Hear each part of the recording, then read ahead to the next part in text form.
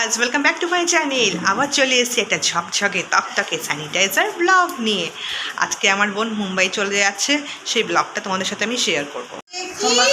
সোমবার না, রবিবার সকালে বোন চলে যাচ্ছে, ওরা রোববার সকালে সবাই এসছে, তাই না? ওই জন্য তাই তো যে আমরা এখন যাচ্ছি, দিয়ে এখন খাচ্ছে। বোনের সব ব্যাগগুলো বাইরে বার করা হয়ে গেছে, ঠিক আছে? এই যে জিনিসপত্র নিয়ে যাচ্ছে, সব এখন খাওয়া দাওয়া করছে। এই যে বসে আছে মিনুটা।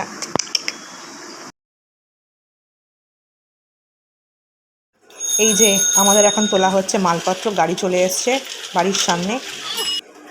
দেখো, দুটো গাড়ি করা হয়েছে, যেহেতু অনেকজন যাচ্ছে তুলতে, সেই জন্য এই সবাই চলে। এই যে দুখানা গাড়ি ভাড়া করা হয়েছে, সবাই চলেও এসছে। আমরা এখন উঠছি গাড়িতে, নাহলে অনেকজন যাচ্ছে তো। মাসি এসে গেছে।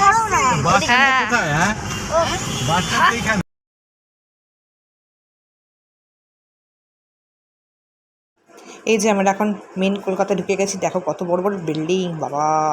আর গাড়িটা জ্যামে আটকে আছে। কি গরম! এসি অন করা আছে, তবুও ভীষণ গরম।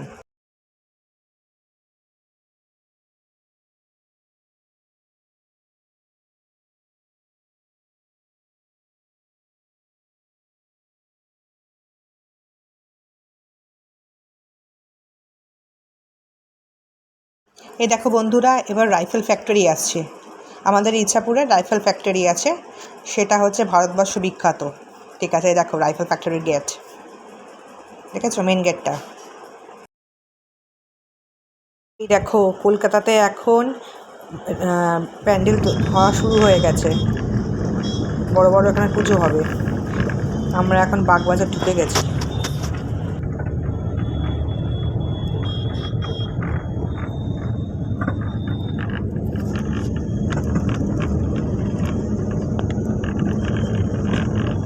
নাম কি? খাস্তা রাস্তা।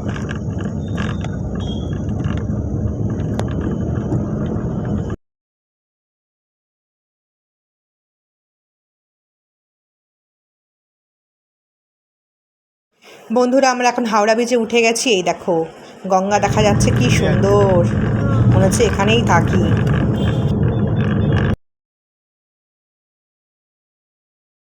এই দেখো হাওড়া স্টেশন দেখা যাচ্ছে দূর থেকে, কত হকার আছে এখানে। আমার হাওড়া স্টেশনটা না খুব প্রিয়, ছোটোবেলা থেকে। এত বড় স্টেশন। এই দেখো হাওড়া স্টেশনের বিল্ডিং।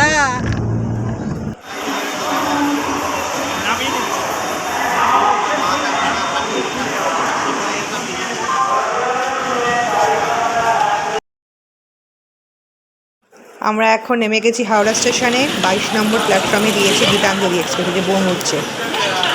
এসি,